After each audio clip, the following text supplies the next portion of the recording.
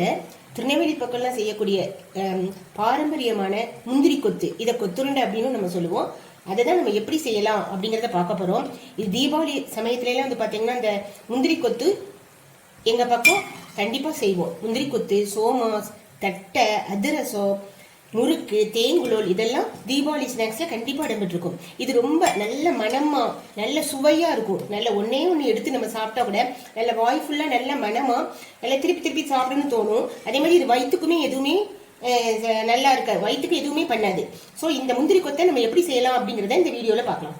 இன்னைக்கு நம்ம தீபாவளி ஸ்நாக்ஸ் தான் பார்க்க போறோம். அதுல பாரம்பரியமான முந்திரி கொத்து தான் எப்படி செய்யலாம் அப்படிங்கறத பார்க்க போறோம். அதுக்கு நான் ஒரு பாசிப்பருப்பை எடுத்து நல்ல லேச செவக்க வறுத்து மிஷின்ல கொடுத்து நல்லா திரிச்சு வச்சிருக்கிறேன். இல்லைன்னா நம்ம மிக்சிலையும் திரிச்சுக்கலாம்.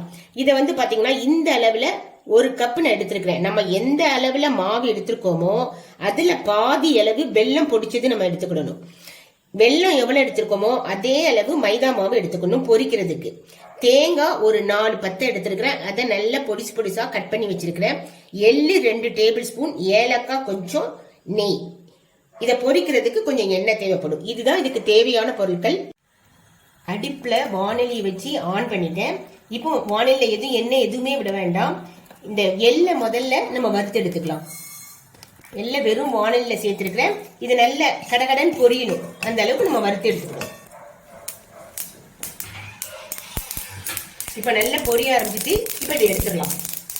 எள்ளை பொரிச்சு எடுத்தாச்சு. இப்போ இதே வானலில நான் நெய் 1 டேபிள் ஸ்பூன் சேர்த்துக்கிறேன். நெய் சூடானோடனே நம்ம தேங்காயை வறுத்து எடுத்துக்கலாம். இந்த தேங்காயை நான் இதுல போட்டு ஃப்ரை பண்ணிடுறேன். நல்ல செவக்க வறுத்து எடுத்துடலாம்.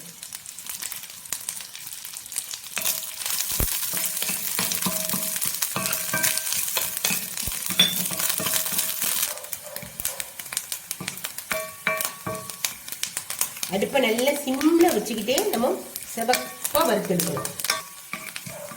இப்போ நல்லா செவந்துட்டு இப்போ நம்ம அதை வேற ஒரு பவுல்ல எடுத்துடலாம். தேங்காய் செவப்பா வறுத்ததை நம்ம ஒரு பவுல்ல மாத்திட்டோம். இப்போ நம்ம பாகு காய்ச்சலாம். வெல்லம் பாகு காய்ச்சறதுக்கு வானலி அடுப்புல வச்சு அடுப்பை ஆன் பண்ணிட்டேன். இப்போ இந்த வெல்லத்தை வானலில சேர்த்துருதேன்.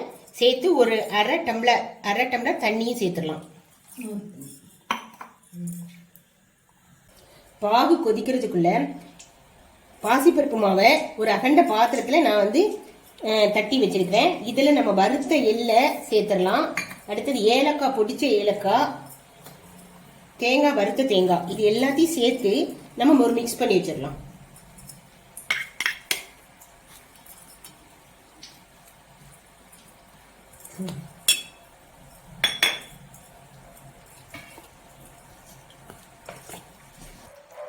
வெல்லம் சேர்த்து ஒரு 10 நிமிஷம் நல்லா கொதிக்க விட்டுருக்கிறேன். அதாவது இந்த மாதிரி இது வந்தா போதும், இந்த ஒரு கட்டி பதத்துக்கு வந்தா போதும். ரொம்ப வேற பாகுபதெல்லாம் நமக்கு தேவையில்லை. இந்த அளவுக்கு வந்த உடனே நம்ம இதை மாவுல சேர்த்துக்கலாம். இப்ப மாவு வந்து பாத்தீங்கன்னா இதுல நான் பாதி மாவை வேற ஒரு பாத்திரத்துல எடுத்து வச்சிருக்கிறேன். பாதி மாவை வேற ஒரு பாத்திரத்துல எடுத்து வச்சுட்டு இப்ப கொஞ்சம் கொஞ்சமா நம்ம பாகு விட்டு நம்ம இதை கலரணும்.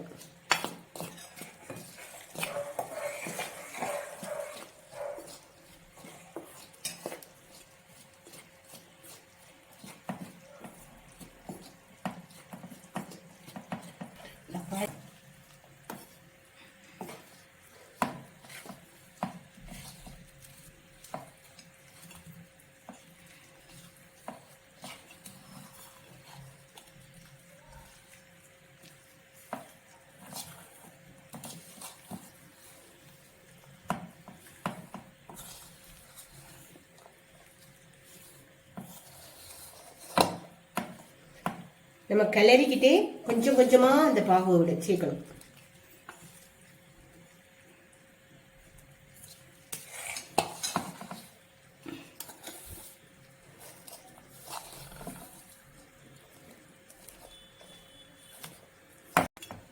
இந்த பதத்துக்கு வந்த உடனே நம்ம ஒரு சின்ன சின்ன உருண்டையா உருட்டி வச்சிடணும்.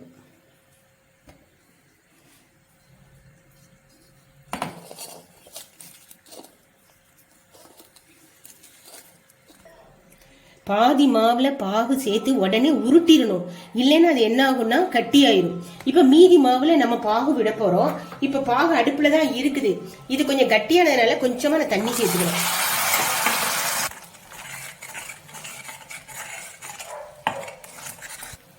இப்போ இந்த மாவு கொஞ்சம் சேர்த்து நான் இப்போ இந்த பாகை இதுல சேர்த்துருதேன்.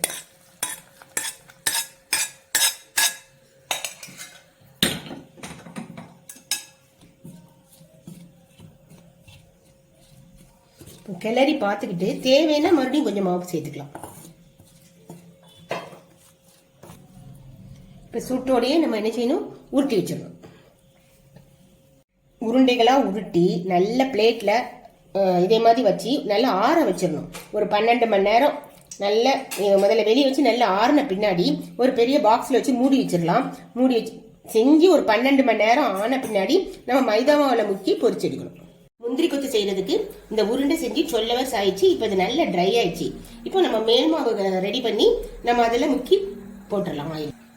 மேல் மாவு ரெடி பண்றதுக்கு 1 கிளாஸ் மைதா மாவு எடுத்து அதுக்கு 1.5 கிளாஸ் தண்ணி சேர்த்துருக்கிறேன். தண்ணி சேர்த்து நல்ல இந்த பதத்துக்கு நல்ல மிக்ஸ் பண்ணி, இது வெறும் மைதா மாவு மட்டும் சேர்த்து நம்ம பொரிக்கும் போது ஒரு ரஃப்னஸா இருக்கும்.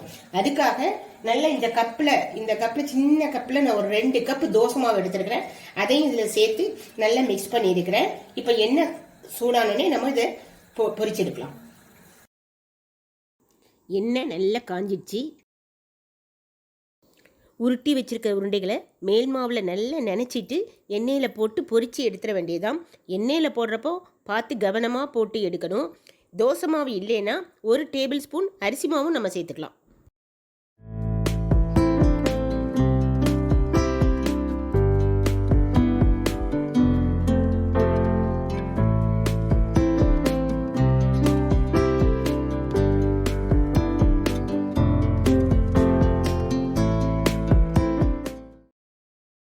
இந்த அளவுக்கு பொன்னிறமாக வந்த உடனே நம்ம எடுத்துடலாம்.